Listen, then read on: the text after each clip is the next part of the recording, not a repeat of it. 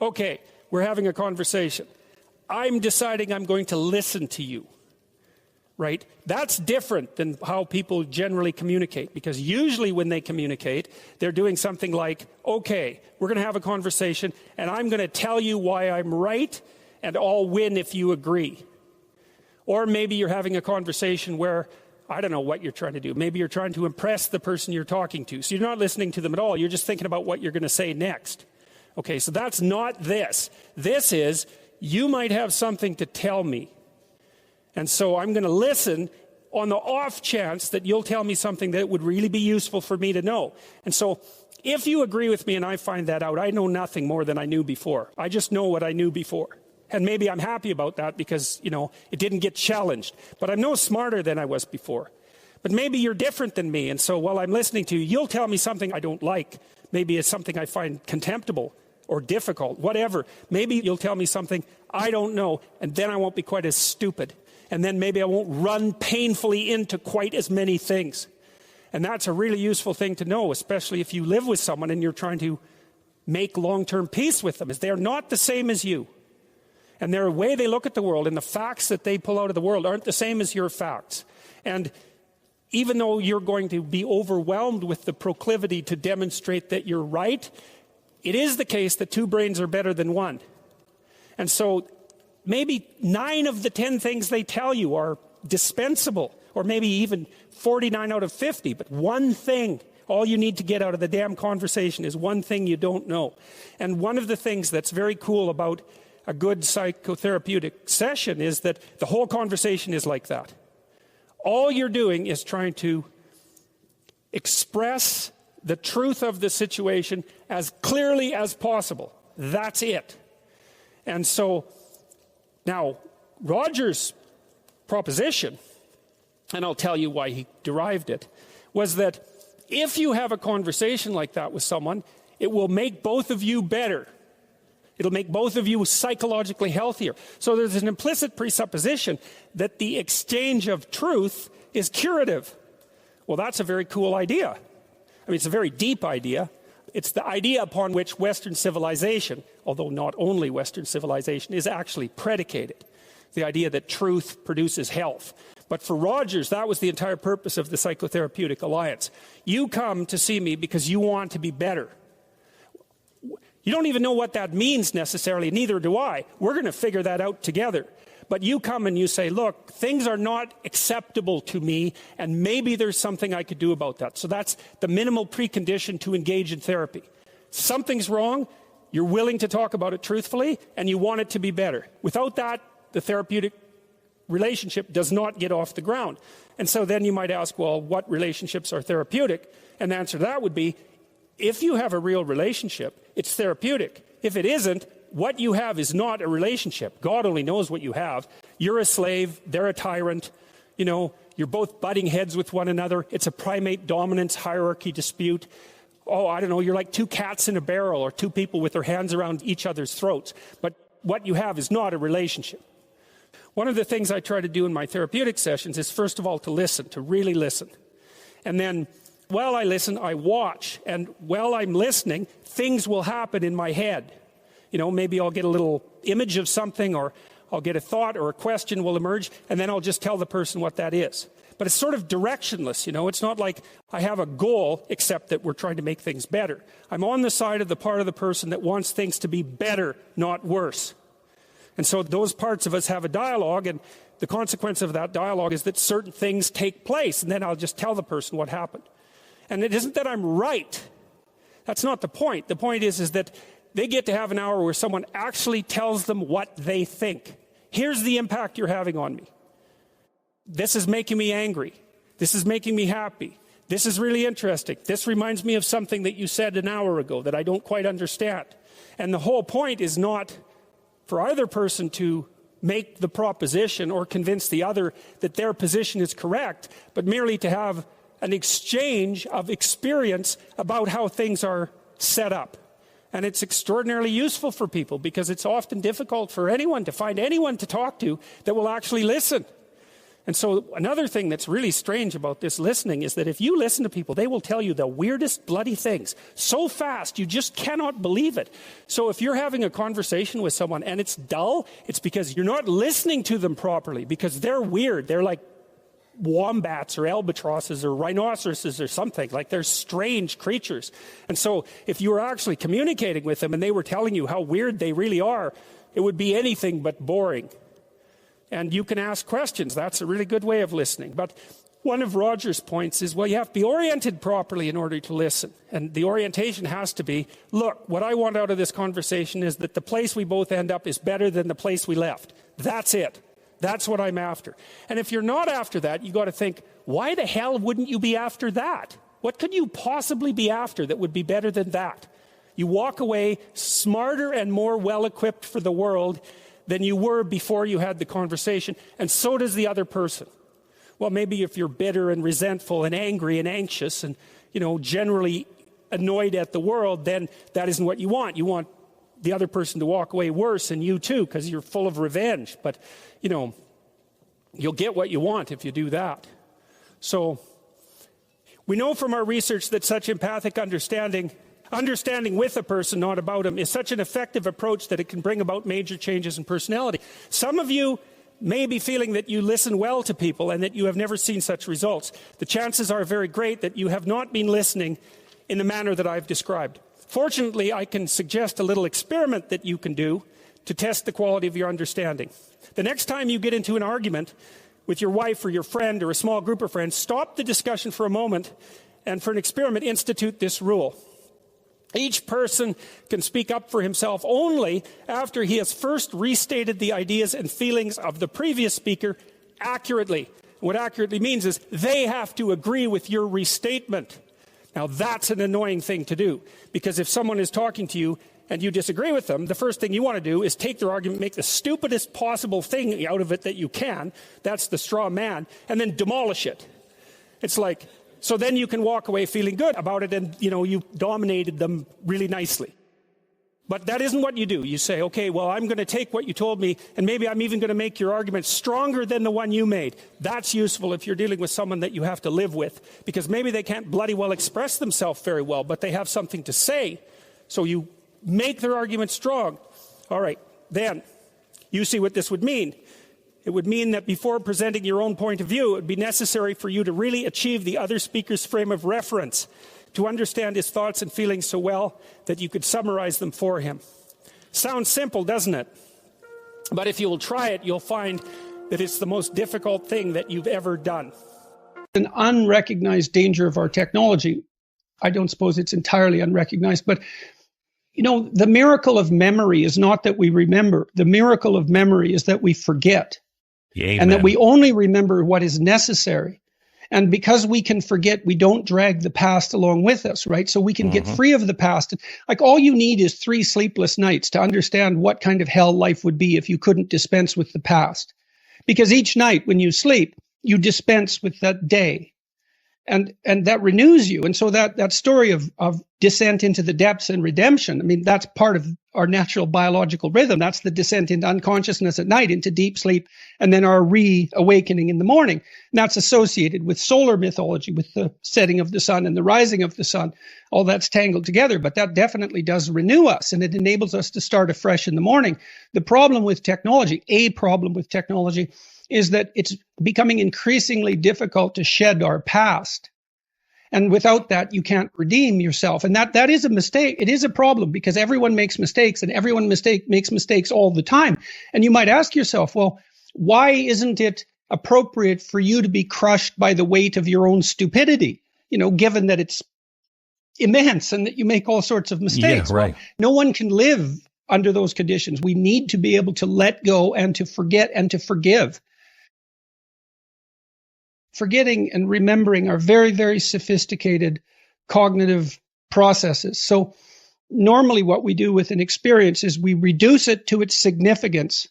Then we remember the significance and we let go of the details. When you write fiction, You don't write down every single thing a character does or thinks. That would bore your reader to death. You write down what's significant and important about what they're experiencing and about what they do. And if you get that right, then the story's interesting. We do the same thing with our own lives. Like, we boil our lives down to the gist of the story, and then we remember that. And then we're not crushed by the weight of the detailed recollection. And that's actually a consequence of very sophisticated psychological processing, that ability to reduce and forget. So one of the things you do in therapy, for example, so if you have a memory, for example, that's more than 18 months old, for technical reasons I won't go into, and it still produces a negative emotion when it comes to mind, whether voluntarily or involuntarily, then that memory has information in it that has not yet been unpacked. So imagine the purpose of your memory is to extract wisdom from the past that you can apply to the future, so that you don't do the same stupid thing over and over, or so that you repeat things that worked well. That's the purpose of memory, not recollection as such. It's the extraction of wisdom, the lesson. Well, if you have a memory that's more than 18 months old and it's still hurting you, making you anxious, disappointed, ashamed, guilty, any of that, it means that you have not undertaken the complex process of analyzing that memory, pulling out from it the moral, and dispensing with the details. So that's why you say in the book, you have a bad memory, it won't leave you alone. Write it out. Write it in detail. Write it out. Yep, write it out. Write it out. Everything you can remember about it. Star Wars. There is Darth Vader all dressed in black. You know he's a bad guy the minute he walks in. Then you have the reluctant hero, Skywalker. Then you kind of have everybody else, that are on the side of the Empire. Are they doing it out of fear, or do they actually believe it? You know, you're either on this side or that side and you can't move, and nobody moves. Nobody wants to recognize, they're on the wrong side. Nobody's making a case. They're just killing each other. There is a growth of the reluctant hero in all stories. There is this arc of that hero, and they something happens and they change and they become heroic, but they're not heroes. And so many people don't think that they have what it takes. They're not the hero. And the people who are standing around are looking and just following the crowd. How do you get, or what's happening to us to where so many people are seeing what's going on? How do you get people to recognize and then have the courage to stand? You've taken a beating.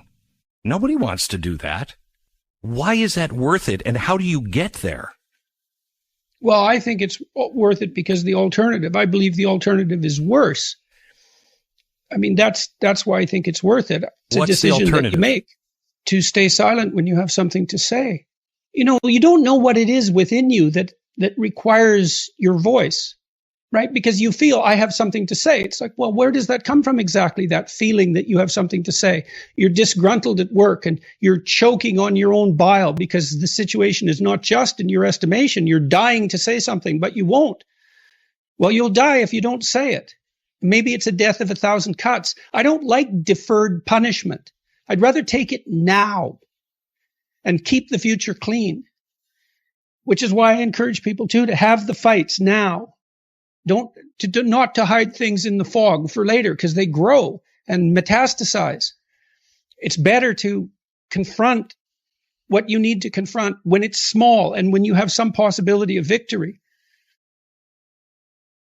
The instinct for meaning is a genuine instinct, and it underlies even our attention. It's unbelievably deep. It's the deepest thing about us.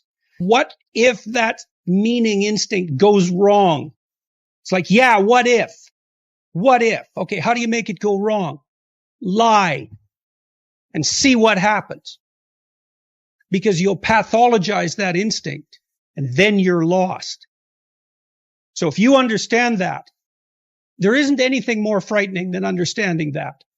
Because your stability as an entity, as a soul, is dependent on your relationship with that instinct for meaning. And if you pathologize that with deceit, you will find yourself in the hands of things that you do not want to be in the hands of. Put it that way.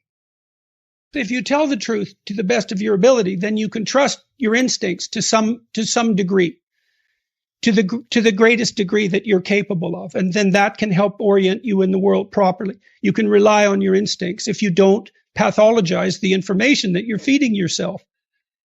So, if you want to live in harmony with yourself, which you would assume to be somewhat desirable rather than right. hellish disharmony, then don't feed yourself what's indigestible. And certainly don't warp the world around you with deceit you know to be deceitful. It's extraordinarily damaging and dangerous. Where do you find the hope and the strength to continue to fight? Or for those who are listening, to get the motivation to stand up and say what's on their mind? People have to have a dialogue with their own conscience. Imagine that you get upset with something when you recognize an obstacle in your path, and then imagine that you need a path and that you've chosen reasonably wisely, let's say, not perfectly, but reasonably wisely. An obstacle arises, you're frustrated, disappointed, ashamed, afraid. Well, you have something to do to clear out the obstacle. You have something to say. Well, then you don't clear out the obstacle because you're afraid to speak or you're unwilling to speak. You want to defer the conflict because you hope it will go away. All that'll happen is that the obstacles will pile up. But then your life will be nothing but obstacles. Well, you need to know that. You have to ask yourself if you believe that's true. If it's true, then you don't want to remain silent. Imagine too that as you remain silent, you get smaller because you're not manifesting the courage necessary to live by your own standards. And the problem gets bigger. Well, if you're not going to speak now, what makes you think you're going to be more prepared in the future? You won't. Why is that going to happen? When does that ever happen? Generally what happens is people cave very rapidly and they apologize like mad, even if they haven't done anything wrong. And I think that's a mistake. I understand why people do it. I mean, I really do understand why people do it, but it isn't, I don't think it's a good idea. If you haven't done anything, so that's the thing about the presumption of innocence. And it really is a miracle, right? Because if you think that, if I accuse you, my tendency is to think that you're bad. And you might think, well, my tendency is to think that I'm good. But, that isn't the tendency for most people.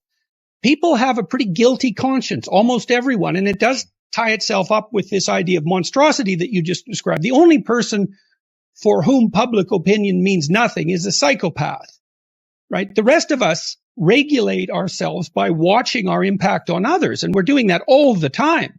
And generally, even if the fault is relatively trivial, I mean, we're capable of denial and all of that, but generally we take our impact on other people very seriously. And so the presumption of innocence is a very difficult thing even to apply to yourself, but it's unbelievably useful. It's like, wait a sec, you're innocent unless you're proven guilty.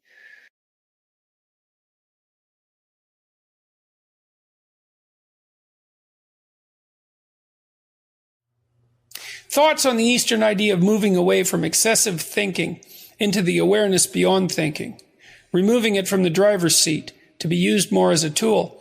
Yeah, well, I thought a lot about this in relationship to a couple of ancient ideas. The one Mesopotamian idea, characterization of Marduk, who was the highest Mesopotamian deity. It was Marduk who carved up the goddess of chaos, Tiamat, into pieces and made the world out of her pieces. So Marduk is the force that confronts chaos and builds habitable order, like the Logos in Genesis. And one of Marduk's attributes was that he had eyes all the way around his head. Then there's Horus, the Egyptian god, who's the famous eye. And Horus is really a deification of attention, I would say. And there's a difference between attention and thinking. Like, let me give you an example. So thinking seems to be instrumental, mostly. People also often say to me, well, what's your strategy when you go into an interview?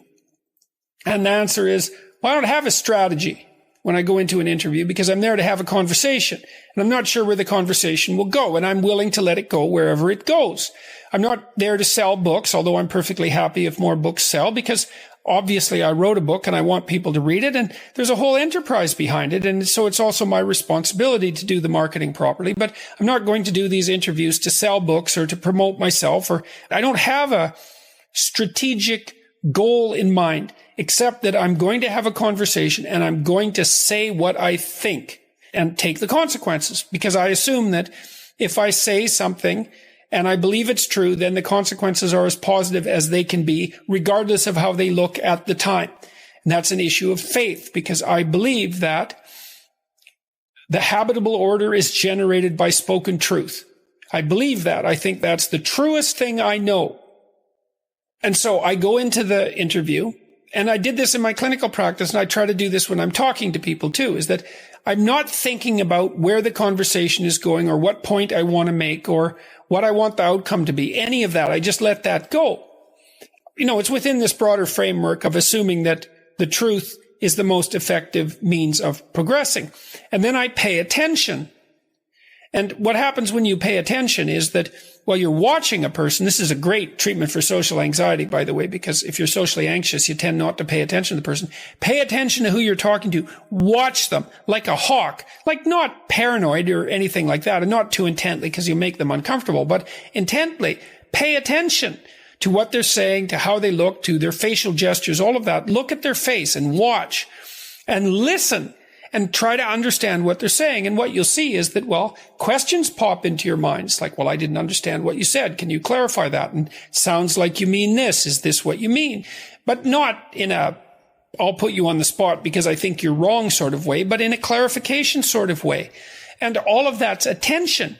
And so when I'm doing clinical work with people, and this is the reason I quit, by the way, about a year ago, is because I was starting to get distracted. I had a rule, which was, you have an hour with me and I do nothing but pay attention to you. I'm not thinking about what I want to accomplish. I'm not thinking about the problems in my life. I'm not distracted. And I listen to you and I ask questions when I don't understand. And if a thought occurs to me while I'm paying attention to you, then I'll tell you what it is. You see, and that's using awareness primarily and thinking secondarily. Like, I don't think, here's how I want to cure this person, and I'm going to maneuver them into certain responses by using these communicative tools. I think I'm going to pay attention to this person. We're going to discuss where we're going and why. I'm going to listen to what they say. And then when they're talking, things are going to occur within me. I'm going to see images and thoughts are going to emerge from the background. And then I'll share them. Not always, because I usually have more thoughts than can be shared. But if a thought comes up and it seems like an interesting reaction to what the person just said, then I'll just tell them and sort of without commitment to it. And it's usually, okay, you just said this, and so this question emerged, so we need to straighten that out because I'm confused. Or you said this and I had this image, or you said this and this thought came to mind. So that's one person's reaction to the way that you're conducting yourself at the moment. So thinking is instrumental. I outlined this in, I think it's rule 7, do what is meaningful, not what is expedient. If you do what's expedient, you have a short-term conscious goal in mind and you try to bend everything towards that end. But if you're pursuing what's meaningful, then you just pay attention to what's going on and you react with truth. And I think that's a much better way of living as far as I'm concerned. It's a much more powerful way of living. It means you have to confront things right then and there, which is, I suppose, why so many of my interviews have been, in some sense, confrontational, because people will impose a thinking agenda on the flow of the conversation. This is especially true in the mainstream media. It happened again recently with BBC's Hard Talk. They impose an agenda on the conversation, and then that just doesn't work out very well because I'm paying attention and I will object to the agenda. Not because I have a different agenda, except for what I said, which is that I want to say what I think. I want to say as truthfully as I can what I actually am thinking in this more abstracted and detached sense and see what happens. So it's a hard thing to clarify because you might say, well, Dr. Peterson, you just said you want to say what you're thinking, but it's not exactly the same thing. It's not like I'm thinking strategically. I'm listening, thoughts emerge, and I say them. I'm not putting spin on things. I'm not trying to manipulate the conversation in any particular way. And again, the reason for that is because I decided a long time ago, probably 30 years, that there was no more effective way of dealing with a complex situation than to try to say what you believe to be true and not to manipulate it. None of that. Because those are all lies as far as I'm concerned, that kind of manipulation and spin.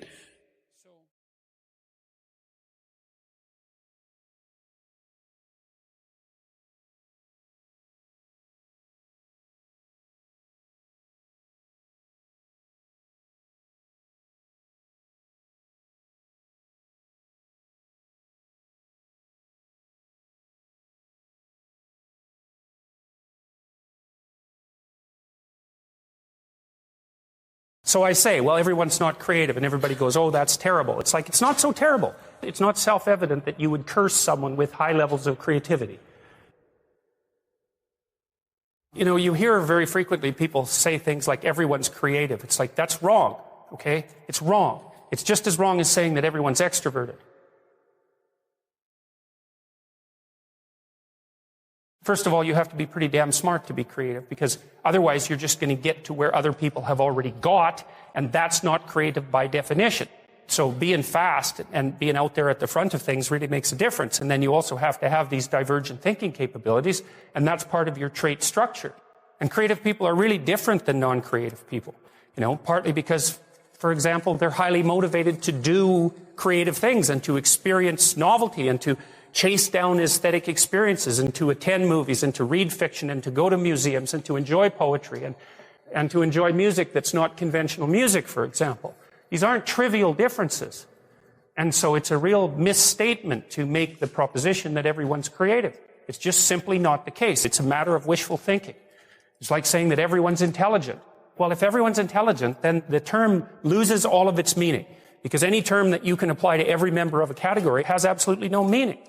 Now, and you know, the other thing you want to be thinking about here is that don't be thinking that creativity is such a good thing. It's a high-risk, high-return strategy. So if you're creative, you just try this. There's creative people in this room, man. You guys are going to have a hell of a time monetizing your creativity. It's virtually impossible. It's really, really difficult because, first of all, let's say you make an original product. You think the world will beat a pathway to your door if you build a better mousetrap. It's like, that's complete rubbish. It isn't true in the least. If you make a good creative product, you've probably solved about 5% of your problem. Because then you have marketing, which is insanely difficult, and then you have sales, and then you have customer support, and then you have to build an organization. And if it's really novel, you have to tell people what the hell the thing is.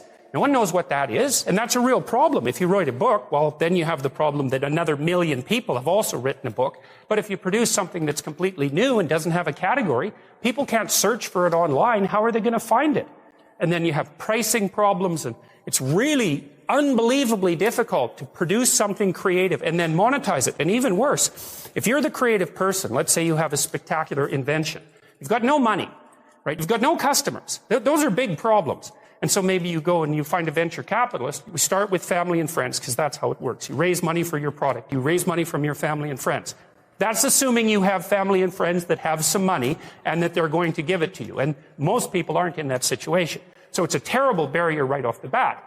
And then, of course, you're putting your family and friends at substantial financial risk because the probability that your stupid idea is going to make money is virtually zero, even if it's a really brilliant idea.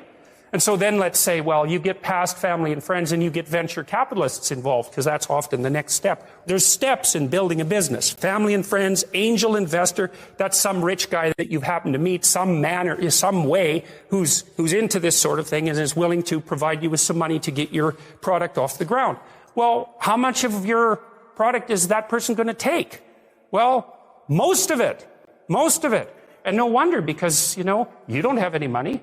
How are you going to bargain for control over your product? He'll just say, well, do you want the money or not? And if your answer is no, then he'll go and do something else with his money. It's not like there's no shortage of things that you can do with your money. There's a million things you can do with it. So you're not in a great bargaining position.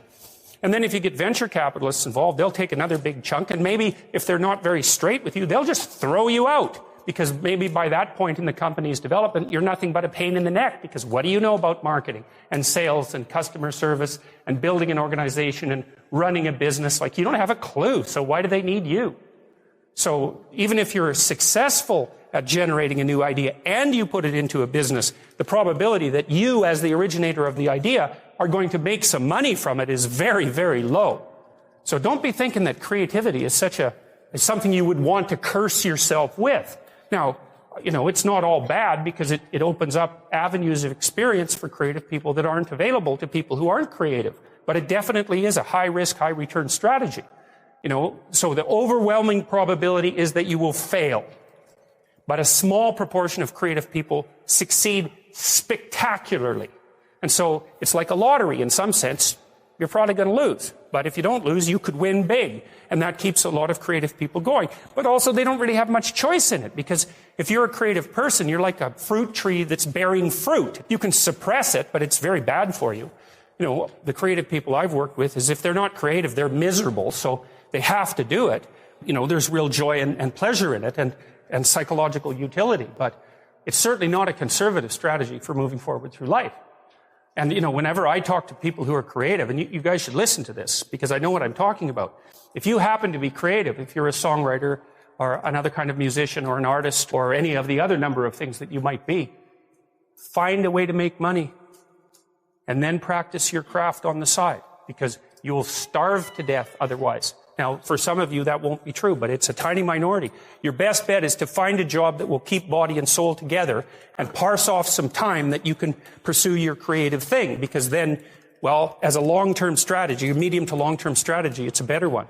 But it's got incredibly difficult for people, musicians, for example. It's incredibly difficult for new musicians to monetize their craft, even if they're really, really good at it.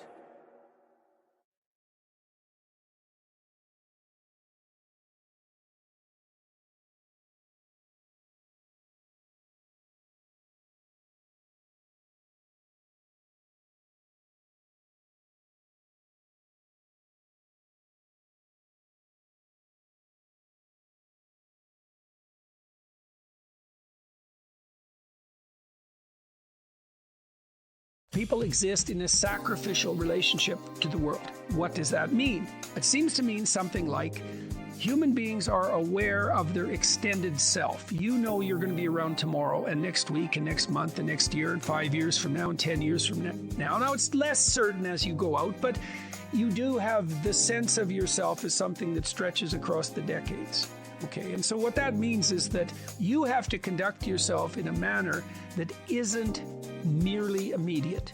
You have to conduct yourself in a manner that will work across time.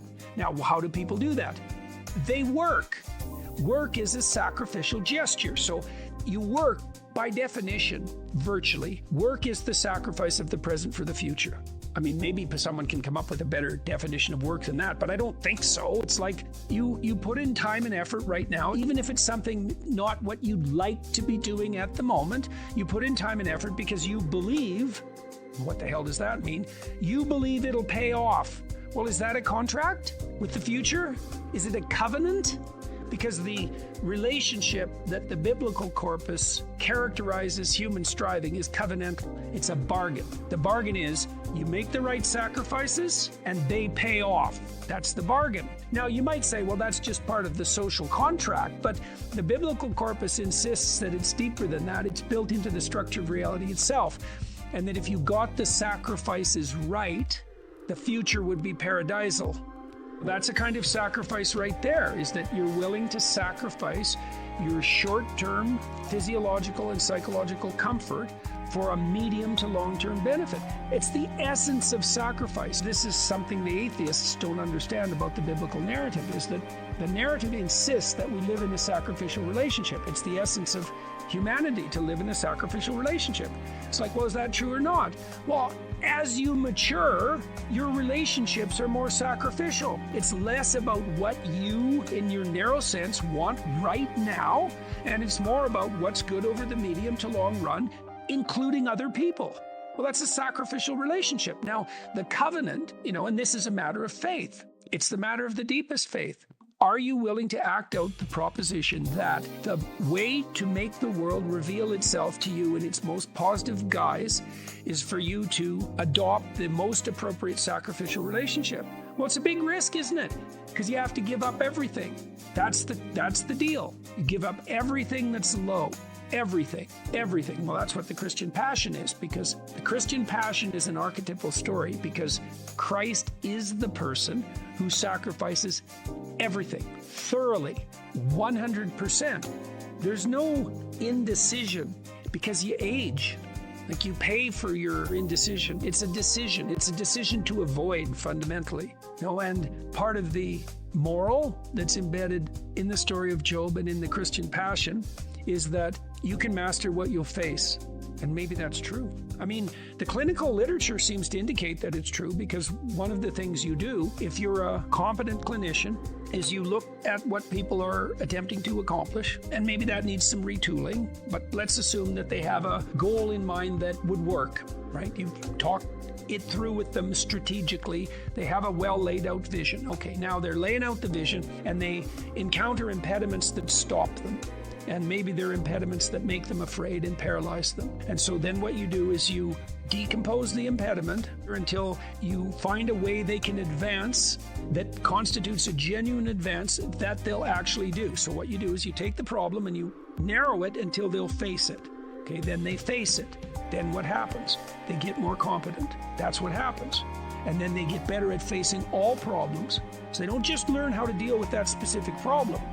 They learn a lesson that generalizes across problems. They get braver. When you use exposure therapy, people don't get less afraid, they get braver. And that's way better, because braver moves from situation to situation. Okay, so the question is, if you faced everything that was put in front of you, who would you be?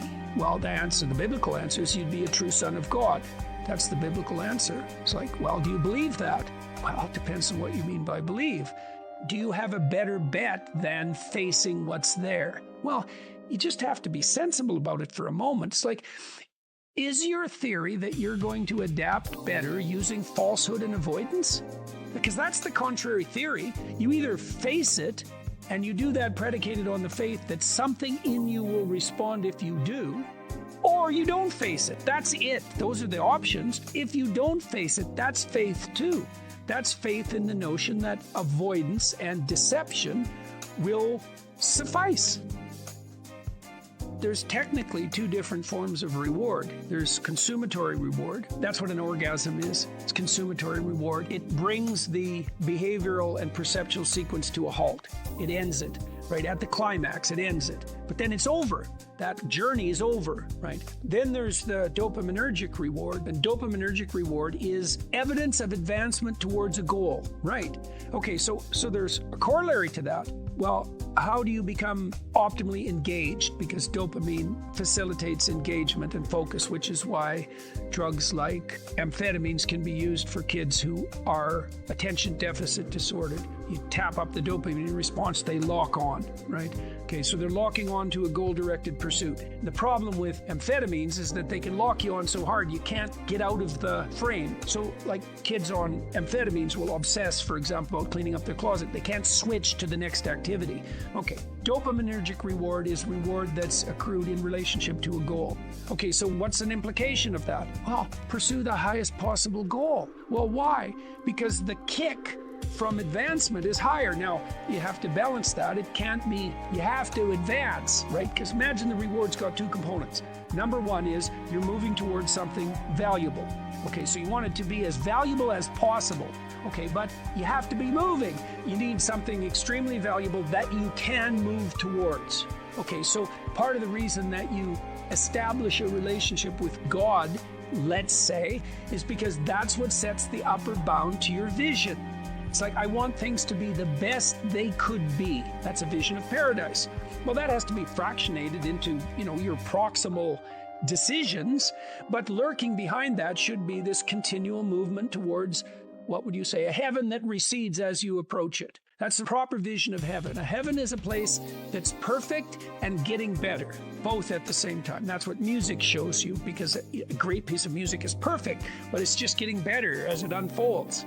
And you need that. This is part of the problem with a static utopian vision, something Dostoevsky criticized. If you gave people nothing but consummatory reward, he famously says, so that they can do nothing but sit in tubs of hot water, eat cake, and busy themselves with the continuation of the species, human beings would break that all to hell in a moment just so they have something interesting to do. If you run yourself through a disciplinary process, so you accomplish something, maybe you don't attain the goal you were aiming at, but you accrue a new way of looking at the world and a set of skills. Well, if you just keep doing that, you have multiple ways of looking at the world and more skill. Well, that's your storehouse of treasure. As you walk through life in your normal mode, things will call to you. And if you pursue them, they will take you deep. It doesn't really matter what it is that calls. What matters is that you pursue it, and you pursue it to the depths. And as you pursue it to the depths, you will become transformed. And if you do that without reservation, that will turn you into the person who frees the slaves and opposes the tyrants. And that is how it works. That's the call. And that can happen in any direction, virtually any direction. You just have to pursue it with sufficient faith. It's really something to see how many people are dying for a lack of an encouraging word.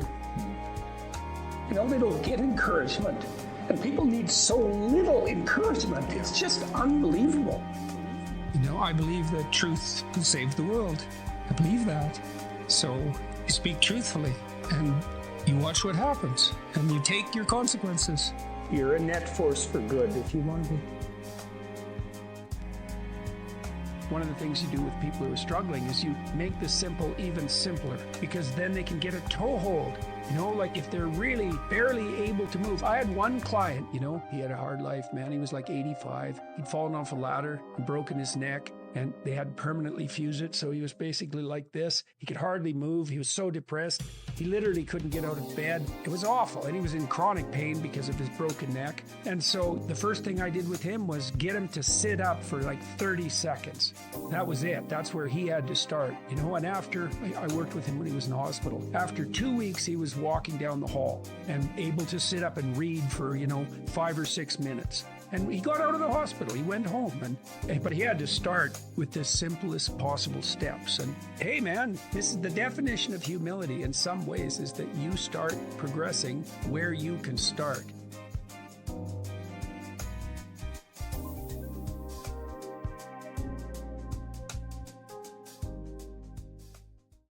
You know, there's this idea that people have a conscience.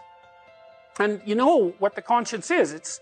It's this feeling or voice you have in your head just before you do something that you know is stupid, telling you that probably you shouldn't do that stupid thing. You don't have to listen to it, strangely enough. But you go ahead and do it anyways, and then, of course, exactly what the conscience told you was going to happen inevitably happens, so that you feel even stupider about it than you would if it happened by accident. Because you know, I knew this was going to happen, I got a warning it was going to happen, and I went and did it anyways. And the funny thing, too, is that conscience operates within people, and we really don't understand what the hell that is. So you might say, well, what would happen if you abided by your conscience for 5 years or for 10 years? What sort of position might you be in? What sort of family might you have? What sort of relationship might you be able to forge? And you can be bloody sure that a relationship that's forged on the basis of who you actually are is going to be a lot stronger and more welcome than one that's forged on the basis of who you aren't. Now, of course, that means that the person you're with has to deal with the full force of you in all your ability and your catastrophe, and that's a very, very difficult thing to negotiate. But if you do negotiate it, well, at least you have something, you have somewhere solid to stand, and you have somewhere to live. You have a real life, and it's a great basis upon which to bring children into the world, for example, because you can have an actual relationship with them instead of torturing them half to death, which is what happens in a tremendously large minority of cases. Well, it's more than that too, because, and this is what I'll close with, and this is why I wanted to introduce Solzhenitsyn's writings to you. You see, because it isn't merely that your fate depends on whether or not you get your act together and to what degree you decide that you're going to live out your own genuine being. It isn't only your fate, it's the fate of everyone that you're networked with. And so, you think, well, There's 7 billion people in the world. We're going to peak at about 9 billion, by the way, and then it'll decline rapidly. But 7 billion people in the world, and who are you? You're just one little dust mote among that 7 billion. And so it really doesn't matter what you do or don't do, but that's simply not the case. It's the wrong model, because you're at the center of a network. You're a node in a network. Of course, that's even more true now that we have social media. You'll know 1,000 people, at least, over the course of your life. And they'll know 1,000 people each, and that puts you one person away from 1 million, and 2 persons away from 1 billion. And so that's how you're connected. And the things you do, they're like dropping a stone in a pond. The ripples move outward, and they affect things in ways that you can't fully comprehend. And it means that the things that you do and that you don't do are far more important than you think. If you can teach people to stand up in the face of the things they're afraid of, they get stronger. And you don't know what the upper limits to that are, because you might ask yourself, like, if for 10 years, if you didn't avoid doing what you knew you needed to do, by your own definitions, right, within the value structure that you've created, to the degree that you've done that, what would you be like? Well, you know, there are remarkable people who come into the world from time to time, and there are people who do find out over decades-long periods what they could be like if they were who they were, if they spoke their being forward. And they get stronger and stronger and stronger, and we don't know the limits to that. We do not know the limits to that. And so you could say, well, in part, perhaps the reason that you're suffering unbearably can be left at your feet, because you're not everything you could be, and you know it. And of course, that's a terrible thing to admit, and it's a terrible thing to consider, but there's real promise in it, right? Because it means that perhaps there's another way that you could look at the world, and another way that you could act in the world. So what it would reflect back to you would be much better than what it reflects back to you now. And then the second part of that is, well, imagine that many people did that, because we've done a lot as human beings. We've done a lot of remarkable things. And I've told you already, I think before, that today, for example, about 250,000 people will be lifted out of abject poverty, and about 300,000 people attached to the electrical power grid. We're lifting people out of poverty collectively at a faster rate that's ever occurred in the history of humankind by a huge margin. And that's been going on unbelievably quickly since the year 2000. The UN had planned to have poverty between 2000 and 2015, and it was accomplished by 2013. So there's inequality developing in many places, and you hear lots of political agitation about that. But overall, the tide is lifting everyone up, and that's a great thing. And we have no idea how fast we can multiply that if people got their act together and really aimed at it. Because, you know, my experience is with people that we're probably running at about 51% of our capacity. I mean, you can think about this yourselves. I often ask undergraduates how many hours a day you waste, or how many hours a week you waste. And the classic answer is something like 4 to 6 hours a day. You know, inefficient studying, watching things on YouTube that not only do you not want to watch, that you don't even care about, that make you feel horrible about watching after you're done. That's probably 4 hours right there. You know, you think, well, that's 25 hours a week, it's 100 hours a month, that's 2.5 full work weeks, it's half a year of work weeks per year. And if your time is worth $20 an hour, which is a radical underestimate, it's probably more like 50 if you think about it in terms of deferred wages. If you're wasting 20 hours a week, you're wasting $50,000 a year. And you are doing that right now. And it's because you're young, wasting $50,000 a year is a way bigger catastrophe than it would be for me to waste it, because I'm not going to last nearly as long. And so if your life isn't everything it could be, you could ask yourself, well, what would happen if you just stopped wasting the opportunities that are in front of you? You'd be, who knows how much more efficient? 10 times more efficient, 20 times more efficient. That's the Pareto distribution. You have no idea how efficient people get. It's off the charts. Well, and if we all got our act together collectively and stopped making things worse, because that's another thing people do all the time. Not only do they not do what they should to make things better, they actively attempt to make things worse because they're spiteful or resentful or arrogant or deceitful or homicidal or genocidal, or all of those things all bundled together in an absolutely pathological package.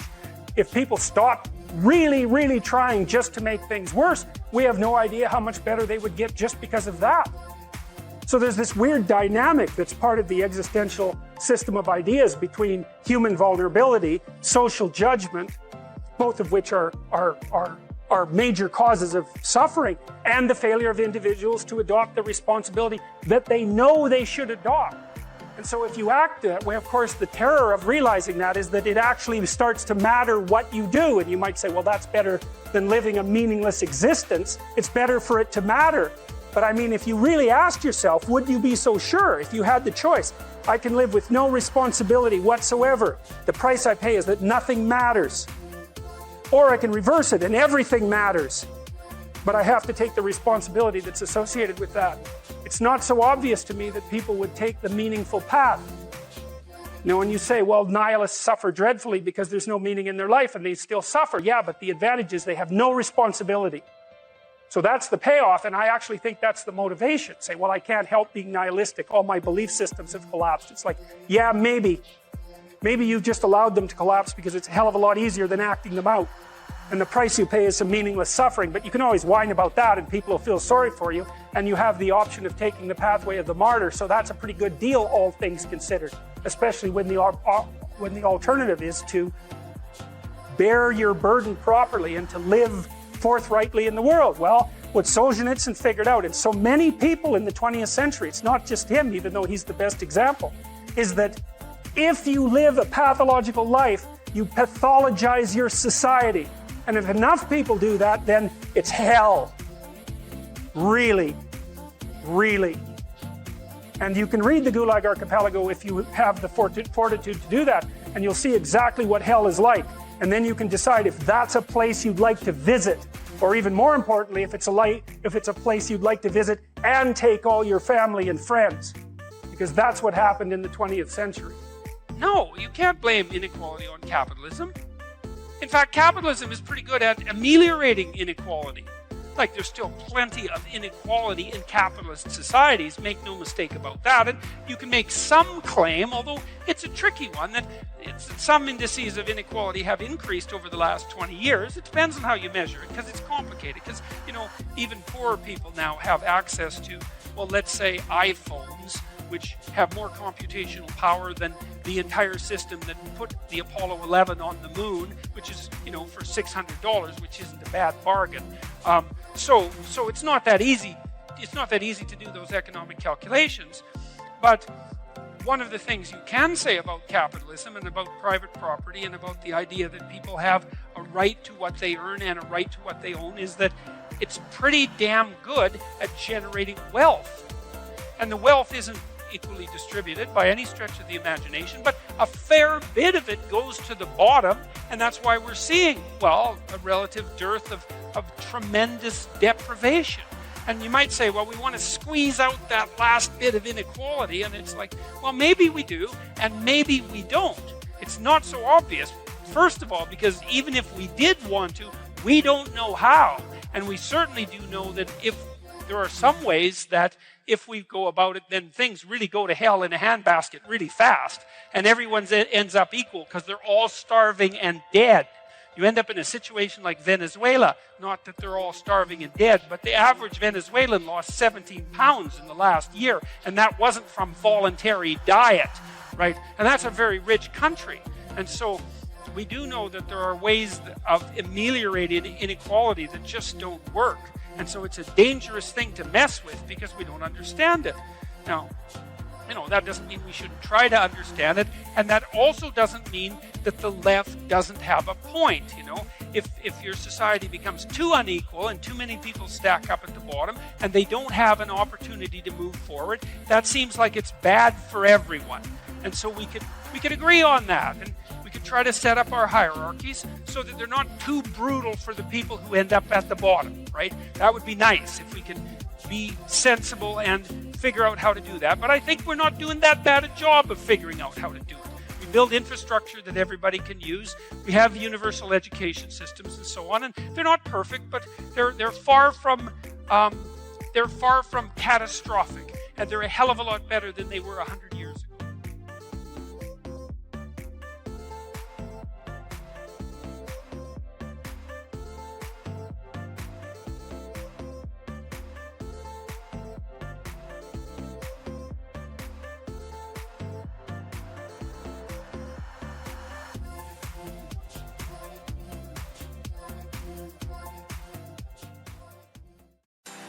this idea that you should have higher self-esteem or that you should be happy. It's like, Jesus, it's so weak. It's so pathetic. It's like, first of all, forget it. Because you're not who you should be and you don't deserve your self-esteem. And second, what good is happiness going to do you when you're unhappy? And you will be. So there's nothing in that to get you out of bed in the morning. You need an adventure, and the greater the better. And so it's like, it's back to the high seas, gentlemen. You know, out on the rolling waves where there are new continents to conquer and new things to overcome. And if you think that all the frontiers are gone, then you're not looking, because there's frontiers everywhere, and that's where you should be, right? Working diligently to expand the domain of habitable order into the chaos of potential. And that'll force you to discover who you are and to bring that into the world. And that's the role of men in the 21st century. And there's nothing about that that's anything but good for anyone. I mean, one of the things that I detest about the current collectivist ideology and the insistence that what we live in is a patriarchal tyranny is that it associates the activity of stalwart men with nothing but tyranny and power. And I think that that's dreadful beyond imagining, because it conflates bravery and courage and competence and the desire to adopt responsibility and the ability to be generous with nothing but power. And it gives men, especially young men, an excuse to be useless so that they'll be harmless, so that they won't be destructive. And none of that's helpful. It's like you're a dangerous creature, and that's a good thing. And you should harness that and discipline it towards some impossible goal, one you can barely lift, and see if you can manage to struggle uphill with it. And then things will straighten themselves out. And then we won't have to ask, well, what's the role of men in the 21st century? There are terrible problems that need to be solved. Solve them. It's within our power to solve them. It's within your power to solve the problems that present themselves to you as your problems. Solve them. That's the right solution. There's nothing in that isn't good. And there's nothing in it that isn't like that call to adventure that can get you up in the morning when it's a difficult morning, you know, when things have collapsed around you for one reason or another. You need a purpose for moving forward, and it has to be the sort of purpose that justifies the suffering. One of the consequences of my illness, whatever it was or is, was time dilation. Like days lasted weeks. It seemed like minutes lasted hours. And I mean that literally. And that was terrible. The weight of time. It's the weight of brute mortality. It's the weight of self-consciousness. And you escape that immersed properly. So, and that second chapter is a pretty practical chapter. It's like, well, if you're not who you want to be, then think about how you could be better. Take a chance, aim at that, work at it, and see what happens. One of the things I tell young people all the time, I'm not a very typical psychologist in this regard, because psychologists like to pat people on the head and say, you're all right the way you are. I talked to Bishop Barron a while ago. I'm going to broadcast this, and he said that the Catholic priests were trained in the 1960s to kind of be accepting, you know, humanistically. You're okay the way you are, you know. And that's such rubbish. It's like, not only are you not okay the way you are, you don't think that anybody else is okay the way they are either. And you don't think your children are okay the way they are. Like, you love them and all that, but you don't want them to stay 3 years old their entire life. You want them to expand and improve and become who they are. And so,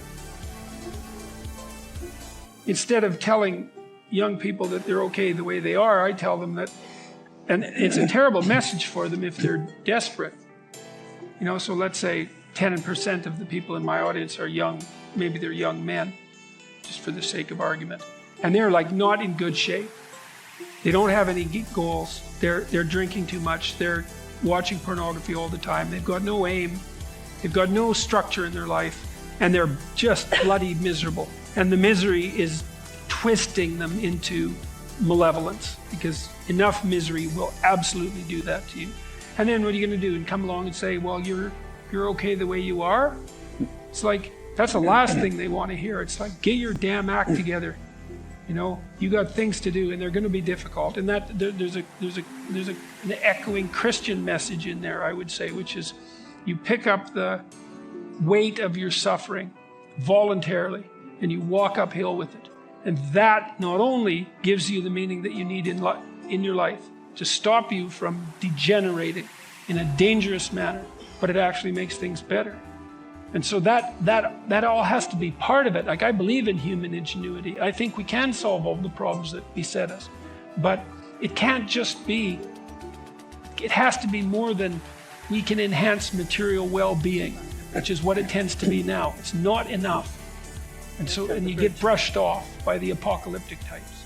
It's part of what tradition is supposed to teach you by presenting you with examples of great people of the past. The lesson is not supposed to be exactly bow down and worship these people. It's be like them. Be like them. And you could be. And I mean, that's really the goal of the humanities. When it's the humanities, if that's the goal, then students will study the humanities. As soon as that ceases to be the goal, then there's nothing of value there. I mean, great literature tells you the great story of good and evil, always. It's good and evil against a background of chaos and order, always. And the evil characters are there to be bad examples, and the good characters are there to be good examples, or you see the interplay of those forces within a single person. And it's a reminder of who you could be. And you can find out who you should be. It's actually, this is something quite mysterious, I believe. And part of the proof, let's say, that we exist in a world of value. Your conscience tells you who you should be.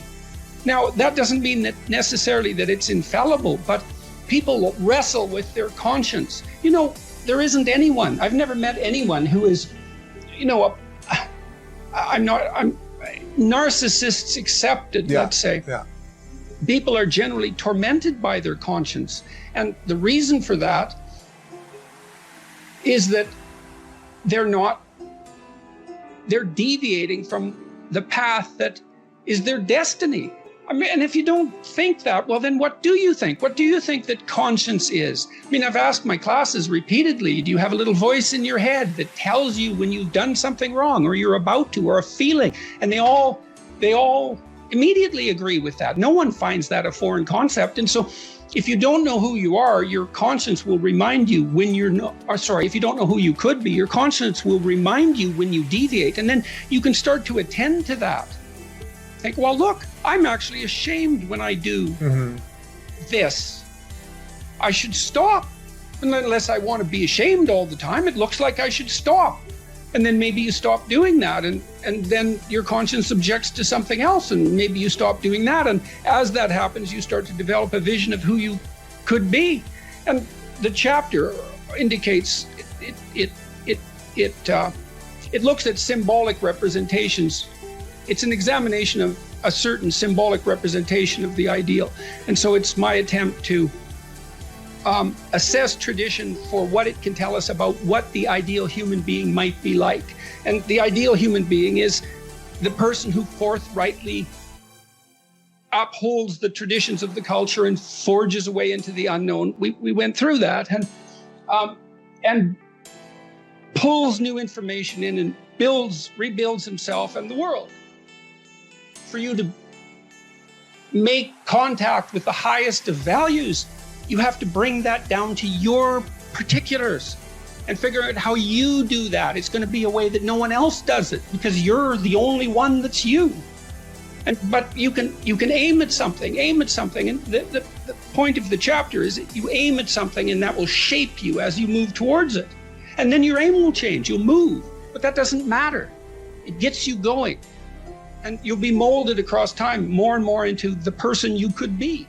And this happened when I was in graduate school. I had a lot of bad habits. I smoked like a pack of cigarettes a day, and I drank a lot. I came from this little town in northern Alberta, and like many little towns, especially in northern Canada, the alcohol overuse is de rigueur, you know, and so I noticed when I was in my early 20s that the only time I really regretted what I had done was when I was drinking.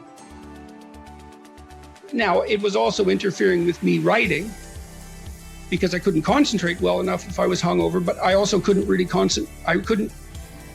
I couldn't tolerate the emotional strain of what I was writing about when I was hungover. It was I couldn't handle being on the edge because I destabilized my nervous system. In any case, I stopped drinking. And the reason for that was, well, I decided I didn't want to be ashamed of what I was doing anymore. I thought, well, maybe I could not do things that were shameful and then see what my life was like. So that was sort of on the negative end, the constraint end. I think people get, on the more positive end, people get deeply involved in what they're doing if they're in the right place in the right time. So that I would say you can tell, this is the idea of heaven on earth to some degree. When time stops, when you're not aware of the duration of time, when you're so engaged with what you're doing that you're not aware of the duration of time, then you've got the forces of chaos and order balanced properly. You're not stultified and bored. That's an excess of order. Everything's too predictable. You're not overwhelmed. You're dealing with, you're playing tennis at the peak of your game. That's partly what people experience when they're great athletes, when they play. The zone, yeah. And they're always stretching themselves to their limit. You can tell that if you watch a gymnast, for example, who has a brilliant performance. They've stretched themselves beyond their domain of competence during the performance. And that's what makes everybody leap to their feet. That's the incarnation given embodiment right there in front of you for some moments. And everyone cheers that on.